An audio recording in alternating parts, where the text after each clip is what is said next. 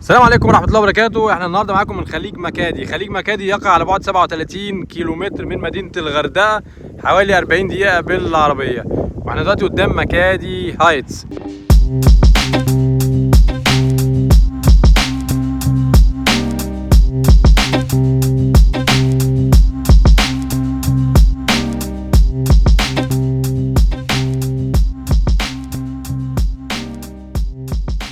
مكادي هايتس، طبعا مكادي هايتس يا جماعه ده منتجع كبير تمتلكه شركه اوراسكوم، او اللي عاملاه شركه اوراسكوم اللي هي تبع نجيب ساويرس وسميح ساويرس، اللي هم عاملين اصلا الجونه، عاملين الجونه وبانيين هنا في مكادي هايتس.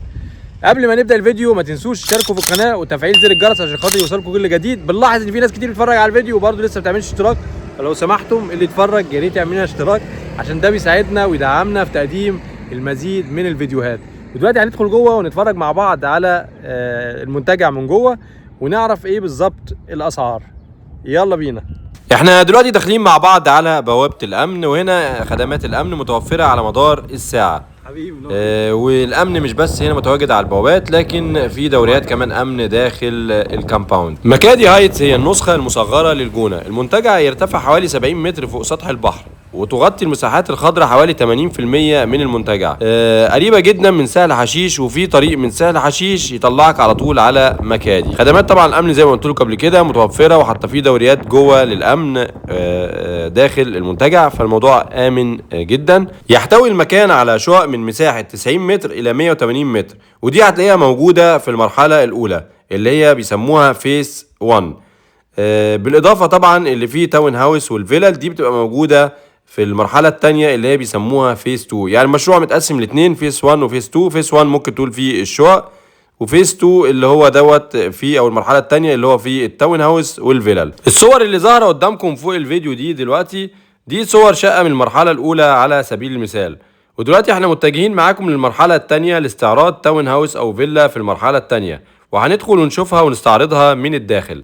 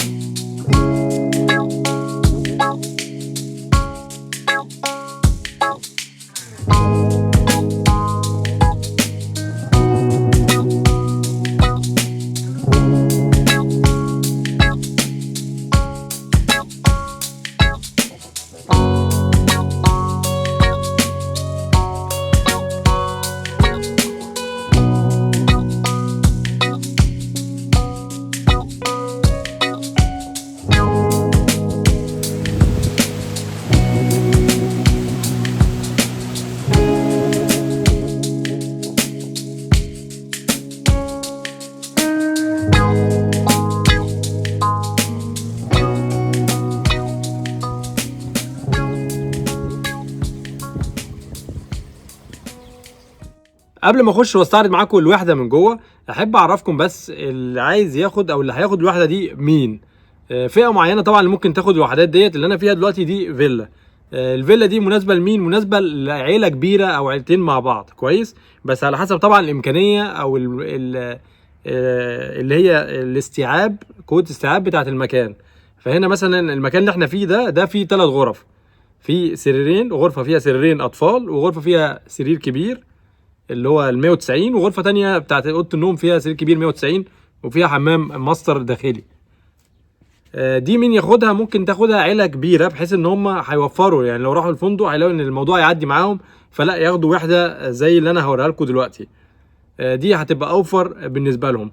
بس يا ريت يعني، او يعني يستحب اللي يجي يبقى معاه عربيه، هتبقى اريح له جدا في المكان. لو معكش عربيه يعني هتضطر شويه تاخد حاجه اسمها توك توك. هستعرض لكم برضو التوك توك واوريكم رقم التوك توك كل حاجه النهارده برضو مع بعض في الفيديو. التوك توك ده ليه؟ عشان تطلع من اللي احنا فيه دي اللي اسمها فيس 2 اللي فيها الفيلل، او اللي انا بستعرضها، المكان اللي انا بستعرضه ده جوه مكادي ده اسمه فيس 2.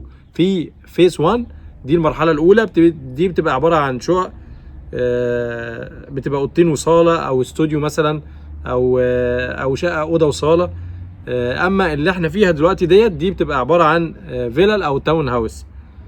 تمام. يعني مثلا 3 فيلل مع بعض اللي هم دورين، كل واحده دورين زي الواحده اللي احنا فيها دي دورين، وفي حمام سباحه مثلا مشترك بينهم، حمام صغير ده للثلاث فيلل، وفي حمام سباحه كبير لكل الفيلل مع بعض. تمام. وفي حمام سباحه اللي هو البابليك برضو ده هنستعرضه معاكم، ده جوه مكادي كلها. نرجع بقى لنقطه تاني اللي هي بتاعت، عشان ما نطلعش بس بره الموضوع، بتاعت العربيه هتبقى افضل ليه؟ لان هنا مفيش بيتش يا جماعه، مفيش بحر. حمامات سباحه كتيره تمام، بس اللي عايز بحر مفيش بحر. اكوا بارك كبار مفيش، اكوا بارك بتاع اطفال برضو هستعرضه معاكم. لكن اللي عايز بحر هيضطر يروح يا اما طبعا غردقه، وده هيبقى مشوار مثلا هيبقى حوالي 37 كيلو، يا اما في هنا 2 كيلو او 3 كيلو الفندق اللي جنبنا، بتخرج من بوابه مكادي نفسها اللي هنا، البوابه بتاعت مكادي هايتس، بتاخد على طول شمال، بتمشي شويه بتلاقي لابراندا كلاب مكادي ولابراندا رويال. دول فندقين جنب بعض، الفندقين جنب بعض وبينهم في شاطئ، يعني الشاطئ يعني هما فندقين جنب بعض ليهم الشاطئ بتاعهم، ده ليه الشاطئ بتاعه، ده ليه الشاطئ بتاعه، والشاطئ اللي بينهم اسمه كوكو حاجه كده، هبقى اكتبهم لكم في الوصف عشان مش متذكر قوي. شوكو لوكو كوكو لوكو حاجه زي كده تقريبا، كوكو لوكو ده هو بتاع مكادي. بس تدخله منين؟ تدخله برده من داخله الفندقين دول، اللي هي عباره عن 3 كيلو من هنا، مش بعيده. لو كتبتها على الجي بي اس اصلا لابراندا رويال مكادي هيجي لك المكادي وهتخش على هناك. طبعا عشان تقدر تخش هناك لو رحت على طول بتقول لهم انا عايز استخدم البيتش، فممكن ما يبقاش فيه امكانيه، ممكن يبقى فيه امكانيه، هتدفع تقريبا حوالي 400 جنيه للفرد. ففي اوفر حلو اللي هو تقريبا 400 ثانيه واحده بس، يا 400 يا 500، لان انا قبل كده سالت، قبل كده قالوا لي 500 ما كانش فيه امكانيه، وقبل كده سالت قالوا لي 400، فالمهم يا 400 يا 500. فانت ممكن تاخد اوفر حلو هنا من خدمه العملاء بتاعت مكادي نفسها. المبنى موجود بره برضو، كل ده هستعرضه لحضراتكم بالفيديو ماشي. بتروح هناك تدفع 550 جنيه، هم بيبعتوا ايميل على طول، بيسجلوا اسمك على البيتش هناك عشان تقدر تخش، وال 550 دي بتستخدم بيها البيتش والنادي. النادي اللي هو النادي ده بيبقى فيه اكوا بارك، وفي تنس، وفي بلياردو، وفي حمام سباحه برضو، وفي مطعم، وفي كده قاعده برايفت ممكن تقعدها على الروف، وفي الجيم، بس الجيم ده اشتراكه لوحده. برضو هحاول استعرض لكم برضو النادي، بس كل ده انا بديكم فكره. فال 550 دي تستخدم بيها ممكن نقول اكوا بارك وحمام سباحه اللي جوه النادي، وكده كده في حمام سباحه طبعا بره غير النادي، هنا حمام سباحه كذا واحد.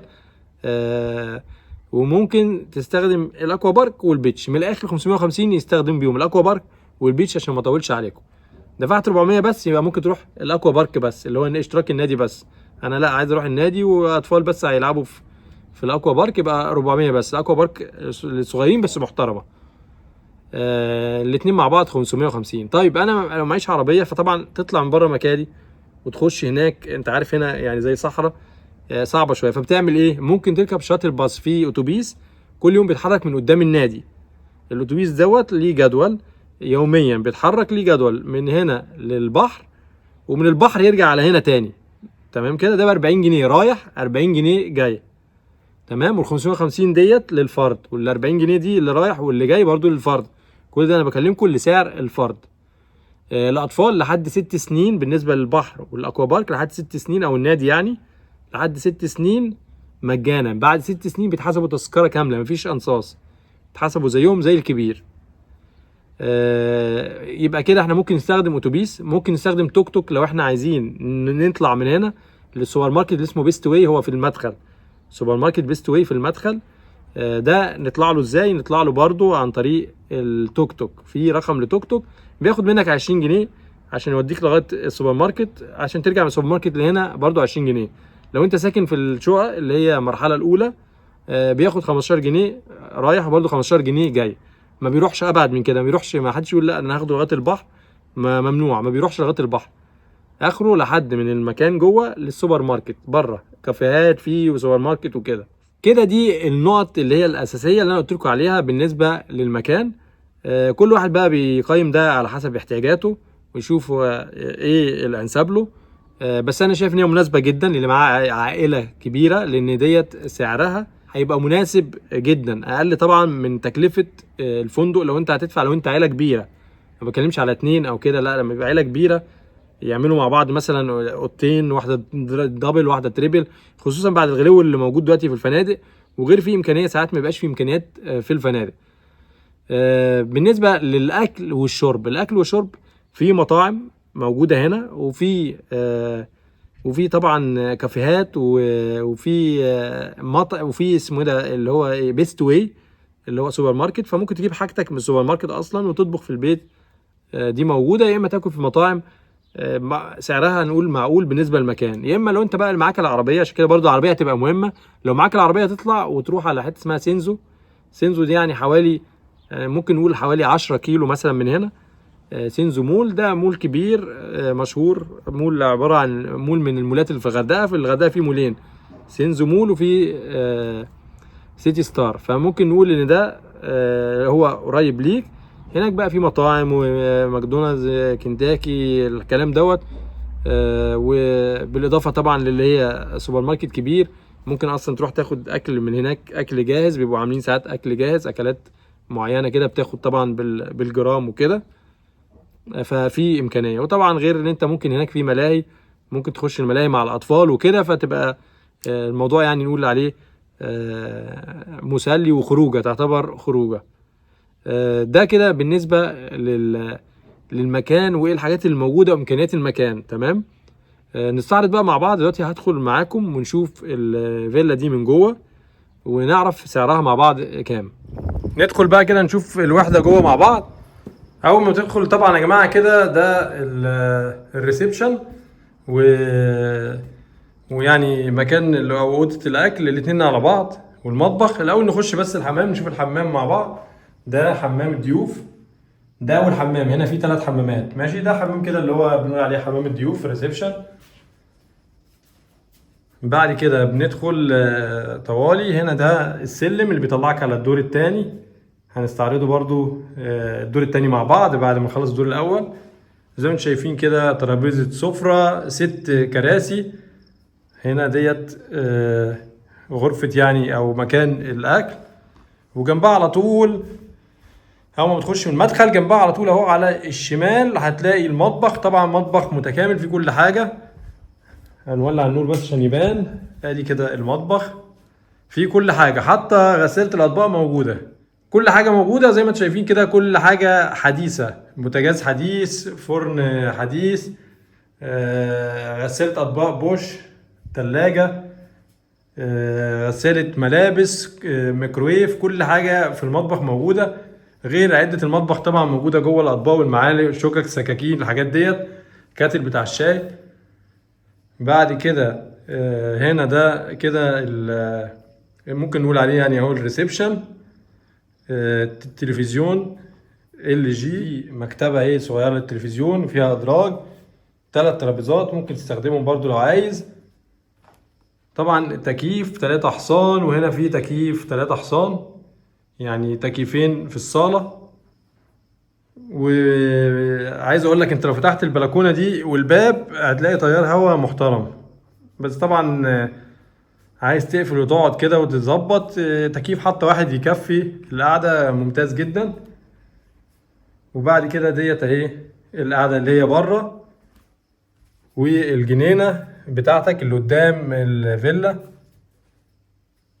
ندخل بقى بعد كده على الدور التاني، نطلع نشوف الدور التاني مع بعض.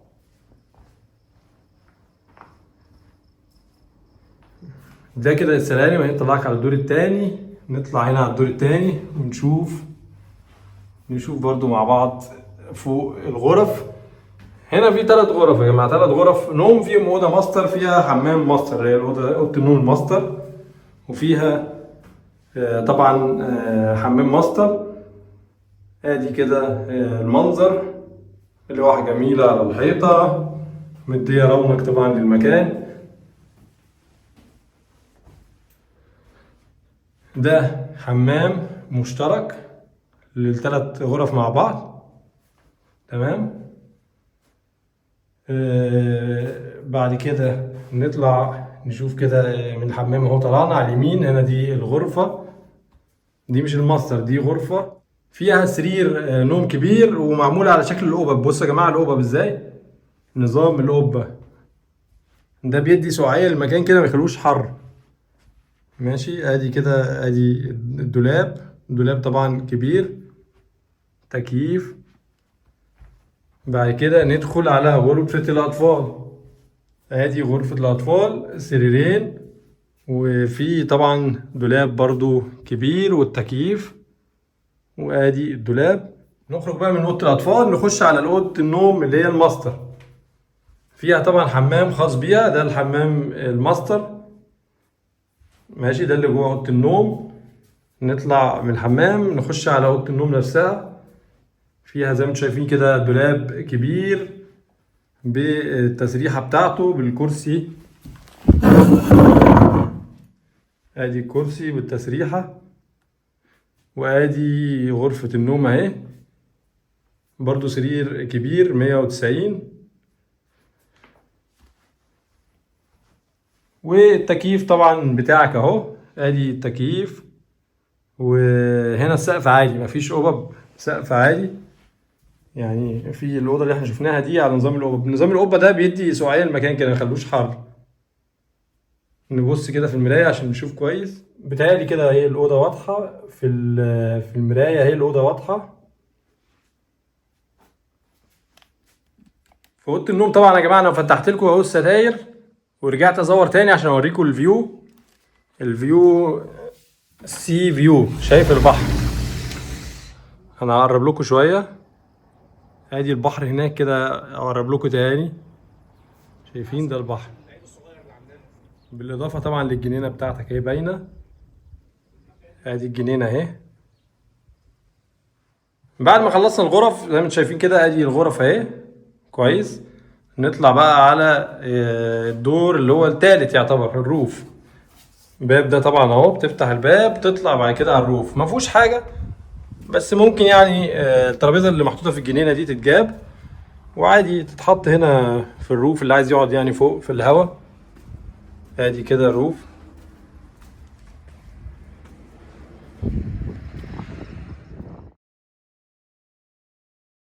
ده كده يخليك تعمل فيو للمكان كله من فوق.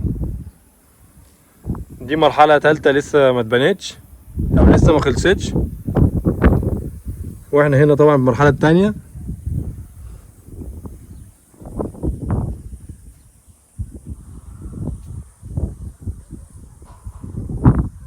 وده كده اوفر فيو، وادي شايفين الغروب ومنظر بقى الجبال من بعيد والغروب، منظر روعة.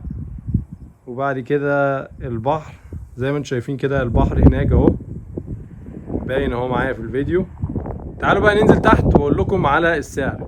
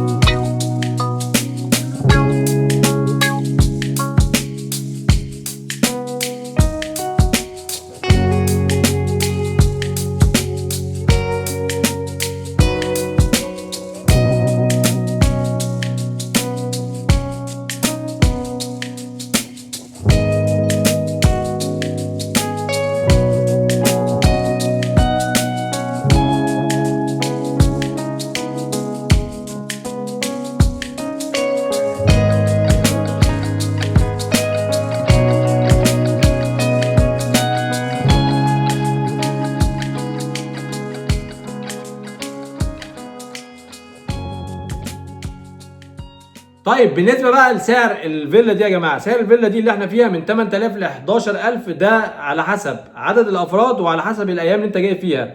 لان انت لو جاي طبعا يوم سبت حد جمعه الحاجات ديت الاعياد زي ما بنقول كده او العطلات بيبقى مختلف شويه.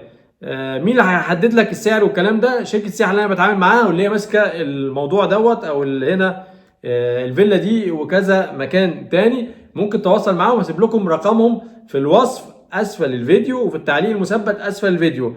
الناس دي يا جماعه واتساب فقط، ما عندهمش اتصال. ما تحاولش تتصل، ابعت لهم رساله بالواتس، ومواعيد عملهم بتبقى من الساعه 10 الصبح لحد الساعه 6 المغرب. بعد 6 ما تكتب لهم يعني انت وظروفك، ممكن لو حد شايف رساله خلاص بيرد، لا بيرد تاني يوم. ده بالنسبه كده للسعر. السعر ده طبعا يعتبر سعر ممتاز جدا، خصوصا للعائلات الكبيره، لان زي ما حضراتكم عارفين لو عيله كبيره هتسكن فندق هتاخد بقى غرفتين دبل او 3 دبل، او هتاخد تريبل ودبل. وزي ما انتم شايفين الفنادق سعرها رايح لفين، اقل حاجه 6200 دلوقتي في الفندق اللي احنا ممكن نقول عليه معقول. فانا شايف ان ده هيبقى البديل الامثل للعائلات الكبيره. طيب دلوقتي بعد ما استعرضنا مع بعض الفيلا، هنطلع بره دلوقتي ونشوف الكامباوند من بره، او مدينه مكادي هايتس، او كامباوند مكادي هايتس، اللي عايز يسميه اي حاجه يسميه. بس هنطلع نشوفه من بره شكله عامل ازاي. وممكن نوقف اي حد بتاع توك توك برضو ناخد رقمه، الناس اللي ممكن تيجي من غير عربيه او كده، او عايزه يعني، او عامه حد عايز يستخدم التوك توك. فهنطلع بره ونشوف برضو ايه الحاجات الموجوده. وفي عربيه زي الجولف كار كده برضو بتتاجر. هنروح المكتب بتاعهم، انا مش عارف بس مواعيد العمل ممكن قفلوا، بس هنصور برضو المكان بتاعهم والرقم بتاعهم لو عايز تسالهم ان انت ازاي تاجر عربيه الجولف ديت. دي برضو هتبقى وسيله مريحه للي معهوش عربيه، ممكن ياجرها. الواحده زي ما انتم شايفين كده اهي، تمام. لو طلعت كده من البلكونه ادي الوحده او الفيلا. بعد كده نروح نشوف حمام السباحه اهو، اوريكم حمامات السباحه. عدينا حوالي فيلتين بعد الفيلا بتاعتنا، وادي حمام السباحه اهو. ده كده خاص طبعا بايه، بالفيلا اللي حواليه يعني. ادي حمام سباحه. الاطفال طبعا هنا بمرافق لان ده عمق. ده كده حمام السباحه اهو اللي جنب الفيلا على طول.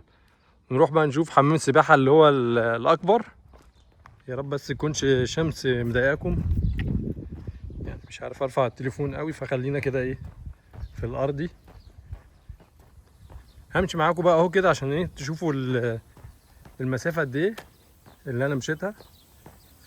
مش بعيده يعني هي طبعا.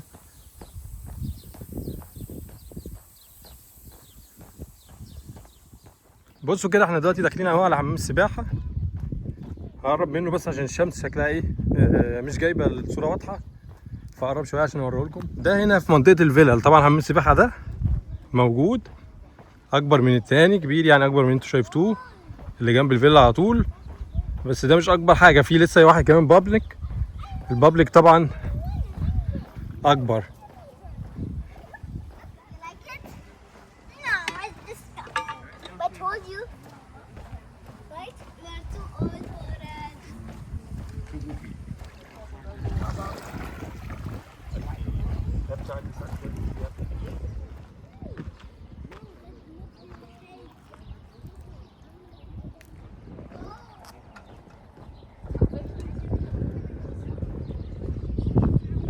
هنا طبعا عمق، بس لو دخلت من هنا كده طبعا ده كده عمق صغير للاطفال، تمام. بالاضافه طبعا لحمام السباحه اللي احنا ورينا لكم هناك. شايفين كده ادي الفيلا الحمراء اللي هناك بعد الخط الاصفر ده، دي الفيلا اللي احنا كنا فيها. يعني مفيش حاجه قريبه جدا. يا اما بتروح حاجه اسمها البابليك، هستعرضه معاكم برضو حمام السباحه البابليك. وهنا في دش طبعا عشان لو طلعت من حمام السباحه عايز تستحمى من الكلور، فبتطلع على طول وتروح على الدش. ادي الدش. بعد ما تسيب الدش كده هتلاقي فيه حته كبيره كده رمله سايبينها عامله زي رمله البحر. الاطفال بيجوا هنا طبعا يلعبوا بالليل وكده لما الدنيا تطري شويه زي ما بيقولوا، يعني الشمس تروح. فمكان كويس اهو عشان ايه يلعبوا فيه. للاطفال الصغيرين يعني.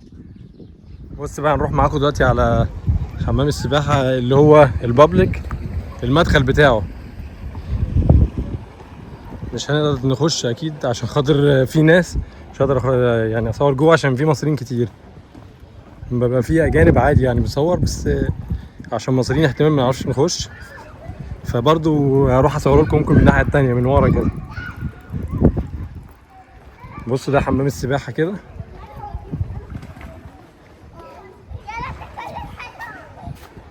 وهنا طبعا انت بتيجي هنا بتقول على اسم الوحده اللي انت مأجرها وبس بتخش بقى خلاص.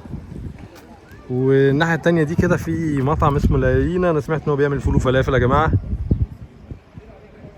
اهو ليالينا ده بيعمل فول وطعميه وكده، وفي قعدات وشيشه كافيه كذا حاجه.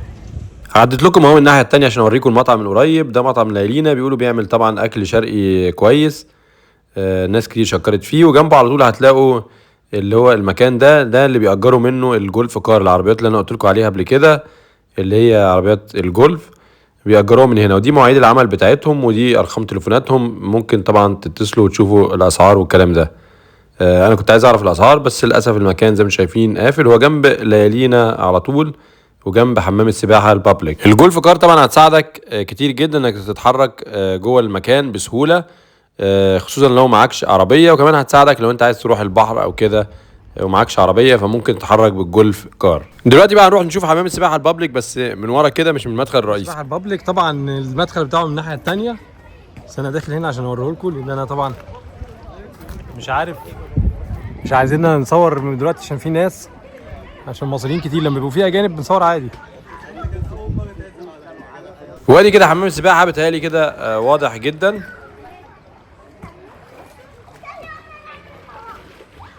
ده بقى اللي قدامكم ده النادي ده اللي هو فيه الاكوا بارك بتاعت الاطفال، وفيه بلياردو وفيه تنس وفيه حمام سباحه وفيه مطعم كده. احنا بقى داخلين مع بعض دلوقتي على النادي. السلام عليكم.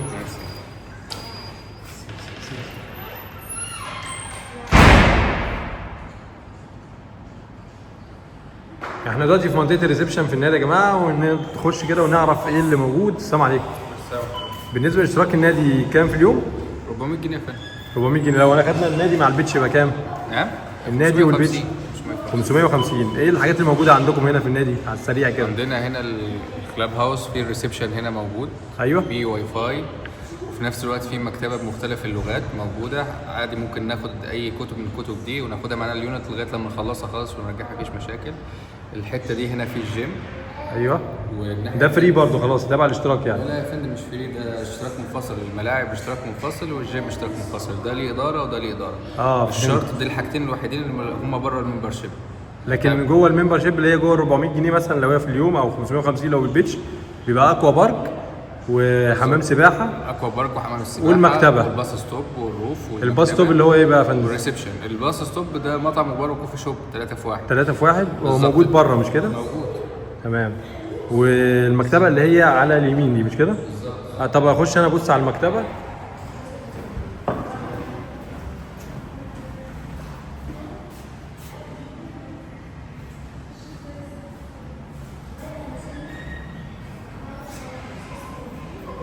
هي دي مكتبه كده؟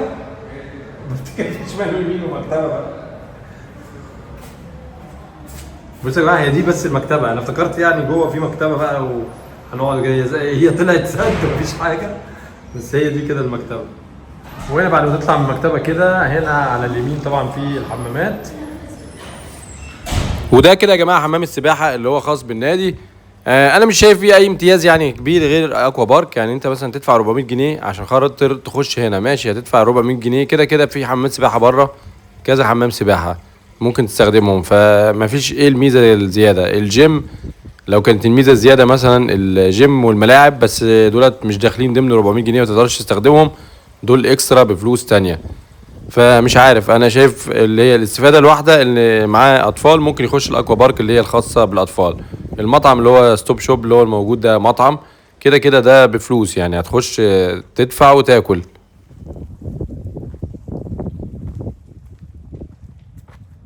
ودي كده الاكوا بارك ومنطقه الكيدز اريا.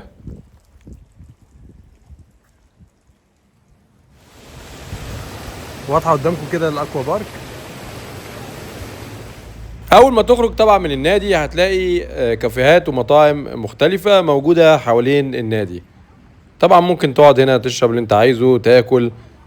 هتلاقي يعني تقريبا هم 3 مطاعم او 4 موجودين في المنطقه، غير اللي بره مكادي نفسه جنب السوبر ماركت اللي هو بيست واي، في برضو مجموعه من المطاعم.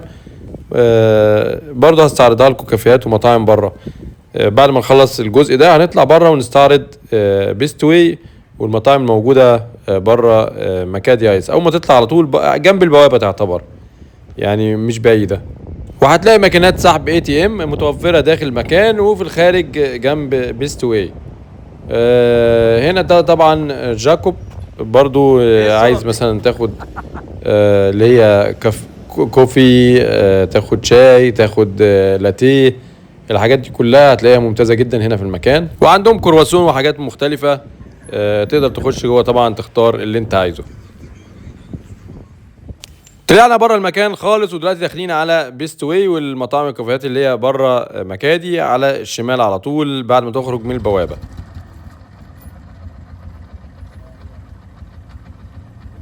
وادي التوك توك اهو يا جماعه، برضه ممكن تركبوا التوك توك. التوك توك بقى رقمه كام؟ ايه؟ يعني اللي عايز يطلب توك توك بيروح من فين لفين؟ نعم. بيروح من فين لفين؟ ايه ده؟ التوك توك. توك توك؟ ايوه بيتجول جوه مكان. جوه بس صح؟ جوه بس. مكادي عايز.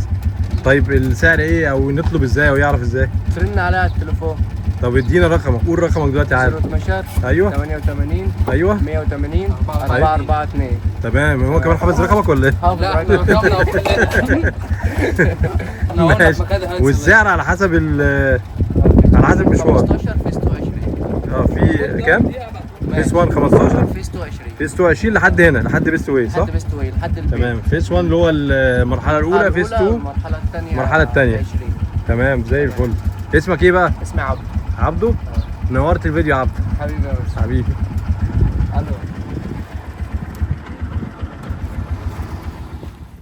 زي ما انتم شايفين كده المكان قدامكم واضح. على الشمال على طول هتلاقي بيست واي، سوبر ماركت بيست واي، وجنبه كام مكنه كده اي تي ام. على اليمين اللي جديد الحته اللي هي مكتوب عليها اوراسكوم ديت هتلاقي اللي هو مكتب خدمه العملاء بتاع اوراسكوم اهو في الحته ديت. وهنا في كوافير وفي يعني حلاق كوافير، محلات صيدليه، بيتك بتاع الاجهزه الكهربائيه والحاجات ديت. وفي طبعا مجموعه من الكافيهات برضو والمطاعم موجوده في الجنب ده. ولو عايز بقى طبعا تحجز زي ما قلت لكم مثلا البحر او تحجز اللي هو الاكوا بارك والكلام ده، فانت ممكن تيجي هنا عند خدمة العملاء او تطلع الحسابات على طول على الدور التاني. برضو هستعرض معاكم المكان بالظبط. واللي برضو عنده كارت الكهرباء عايز يشحنه، عشان طبعا الوحدات اكتريتها طبعا اللي هو العداد الجديد، فعشان تشحن كارت الكهرباء احتياطي يعني لو حصل اي ظرف. برضه هوريكم تشحنوا كارت الكهرباء منين. وفي بعض الكافيهات هنستعرضها دلوقتي.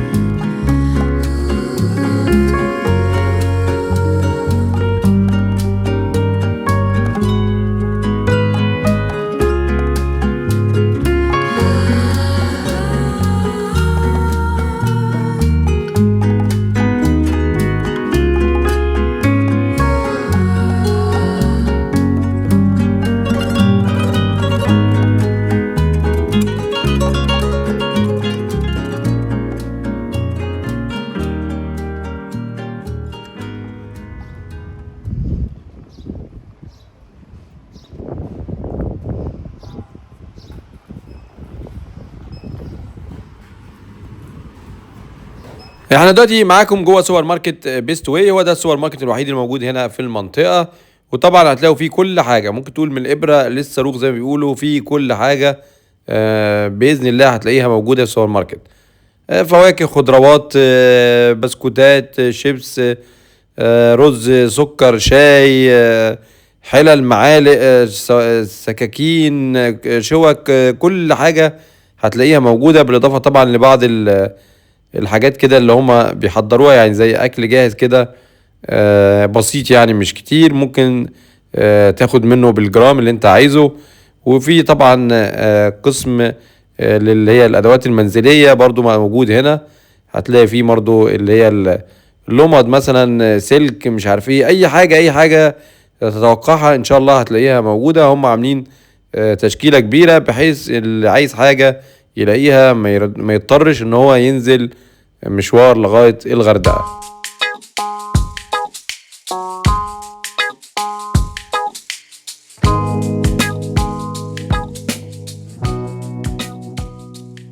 بص بقى يا جماعه، بالنسبه اللي عايز يحجز بيتش او يحجز اللي هي الاكوا بارك بتاعت الاطفال، او اللي هو يشحن كارت الكهرباء، دي كده الدخله اللي انا قلت لكم عليها، اللي هو هتلاقيها على شمالك وانت داخل هنا بيست واي ومكنه البنك الاهلي.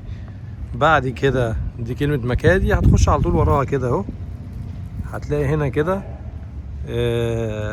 دي كده الاداره الماليه اللي انت ممكن تشحن منها الكارت، وممكن تدفع للبيتش والاكوا بارك. هقرب لكم الصوره كده، اهي باينه فوق اهو، المكتبين اللي قدام بعض دولت، اللي جنب بعض قصدي.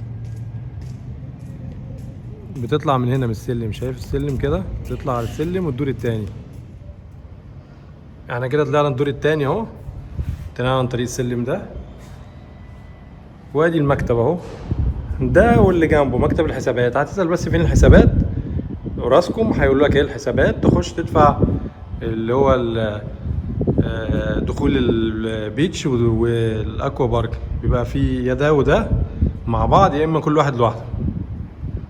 وفي بقى لو انت يعني عايز تشحن كارت الكهرباء خلصت برضو بنفس المكان، تيجي هنا برضو تشحن كارت الكهرباء، بس شغالين لغايه الساعه 7.